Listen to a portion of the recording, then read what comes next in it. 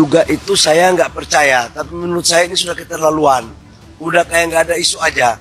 Mengenai pertanyaan teman-teman, khususnya menyangkut dengan ijazah Bapak Presiden Jokowi, Presiden yang ke-7, saya jujur mengatakan bahwa kita menghargai proses hukum yang sudah dilakukan. Awalnya kan selalu diduga, sekalipun saya sudah berkali-kali mengatakan bahwa apa yang disangkakan atau apa yang diduga itu saya nggak percaya. Tapi menurut saya ini sudah keterlaluan. Udah kayak nggak ada isu aja. Ya silakanlah sekarang, sudah dibuktikan oleh proses hukum, oleh Bareskrim, sudah dicek bahwa memang ijazah Bapak Presiden ke-7, Bapak Presiden Jokowi itu semuanya benar, asli. Jadi saya mohon kepada saudara-saudara saya sebangsa dan setanah air, udahlah, kita cari isu yang produktif lah untuk kebaikan rakyat, bangsa dan negara ya. Makasih. Presiden tidak boleh salah. Ya. Yang salah itu anak buah. Di dunia internasional begitu dipuja dan diagung-agungkan seorang Joko Widodo, putra Indonesia yang luar menggetarkan dunia, Pak. We walk the talk, not only talk the talk. Brother, proyek ijazah palsu itu adalah proyek uang besar, bertahun-tahun. Berapa tahun coba itu? Kalau Anda menyebutkan tentang sosok seorang Gibran yang tidak usianya tidak begini. Hey, Khalid bin Walid itu usia berapa tahun dipercayakan oleh Rasulullah dalam memimpin pasukan berperang? Kita ini tidak ingin berburu di dalam kebun binatang. Kita ingin memperluas kebun binatangnya. Masa tidak baca sejarah sih? Kalau kita memilih demokrasi sebagai haluan politik kita di tanah air, jangan Anda marah dong. Ini keputusannya bukan keputusan abal-abal, keputusan Mahkamah Konstitusi. Tidak, iya ada tangan di sana, tangan ini. Nenek moyangmu. Cuma kawan sendiri. 9 orang di sana. Hidup yang paling hina adalah orang yang menjadi penjilat. Sekali Anda penjilat, maka Anda akan menjadi sampah sampai selamanya. Tadi Pak Jokowi habis diperiksa soal ijazah. Apa yang pernah cerita nggak kapan soal ijazah Pak Jokowi? Jadi begini, saya datang juga ke Pak Jokowi, kemudian sempat juga saya ngobrol dengan beliau soal ini. Ini orang-orang ini luar biasa loh. Dalam sejarah dunia, sejarah pemerintahan, sejarah politik di dunia, ya. Jokowi itu wali kota 2 periode, betul. Gubernur, presiden 2 periode. Bagaimana bisa ada yang menuduh itu dari ijazahnya ijazah palsu? Ini jadi orang itu harus beretika lah dalam hal cari makan gitu loh. Jadi maksud apa orang itu tolong cari makan dengan gaya yang halal dan thayyibah. Masa cari makan dengan gaya menghujat dan mencaci maki? Orang itu di mana ceritanya? Suka kesal nggak sih kalau ngelihat atau lihat media atau apa dengan orang-orang? Enggak, saya tahu loh. Ini saya tahu siapa-siapa yang berteriak di sini kan saya tahu. Siapa itu? Ya di depan mata itu kan saya tahu. Oh si Anu dulu pernah datang sama saya. Kenapa Jokowi beginikan saya, Lik? Oh ini saya tahu semua saya lihat. Kok bagaimana? Saya penasaran bang, tadi ada 8 tuh yang kelihatan kita. Terus sementara kan tadi ada duit besar katanya. Itu ya, saya tulis itu proyek ijazah palsu itu adalah proyek tanpa tender dengan uang gede. Begitu saya tulis. Tahe, konyol kali memang ya. Orang menilai saya ada yang dibayar lah, Bu Tifa ada yang bayar lah, Pak Roy ada yang bayar lah. Aduh, parah kalian ini. Ya. Terutama saya, jauh-jauh datang dari Bali. Bayar mana lah dulu coba? Rp1 pun tunjukkan dulu. Ada PPATK di sana segala macam.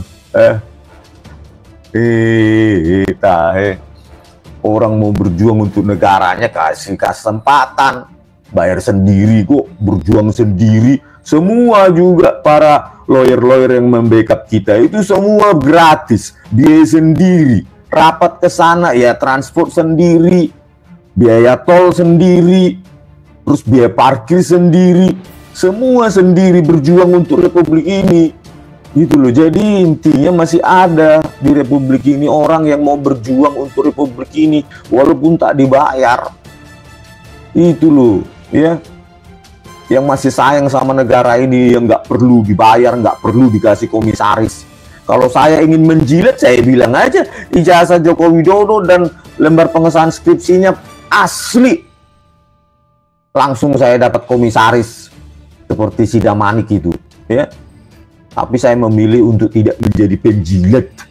Karena penjilat adalah hidup yang paling hina bagi saya di dunia ini. Ya.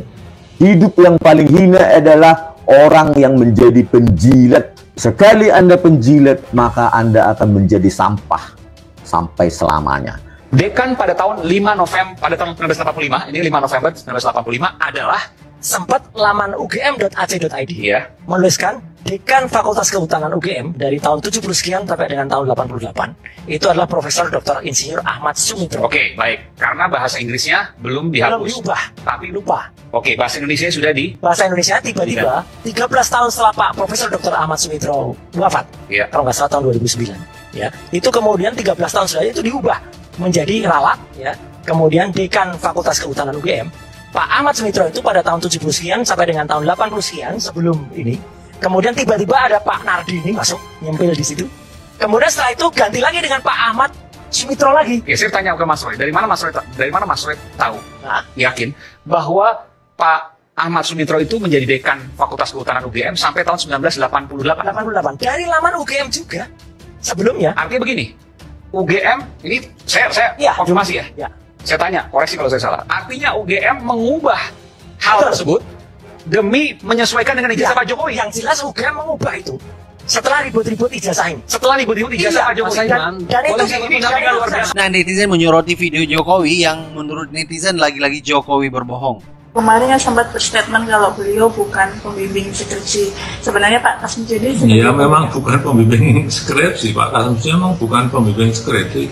Pak Jokowi juga dipertanyakan. Ya nanti kalau merembetnya, terima kasih karena bimbingan Bapak di jurusan teknologi kayu, saya bisa menyelesaikan skripsi saya, meskipun saya lupa juga bolak-baliknya berapa kali. Karena begitu maju dibentak balik, begitu maju dibentak kok galak sekali. Tapi sekarang kalau sebenarnya kita sedih juga ya lihat Jokowi yang katanya dihina sehina-hinanya, direndahkan serendah-rendahnya. Tapi di sisi lain publik juga seperti kaum buruh juga sudah ditipu setipu-tipunya, maka ya publik hari ini juga benar-benar melakukan tindakan balasan, yaitu membocorkan sebocor-bocornya, ya kan, terkait persoalan polemik ijazah Jokowi ini yang memang sejak dari tahun 2022 itu memang seharusnya sejak dari awal sudah bisa diantisipasi oleh Jokowi. Tapi yang Jokowi lakukan malah hanya membangun narasi, nyuruh UGM ngomong, speak up, nyuruh Projo speak up, nyuruh ya, jadi hanya data-data yang sifat ilmiah itu dibantah dengan narasi-narasi dan retorika. Jadi ya sampai kapanpun tanpa memperlihatkan ijazah asli Jokowi ke depan publik, publik ini gak bakal bisa percaya lagi.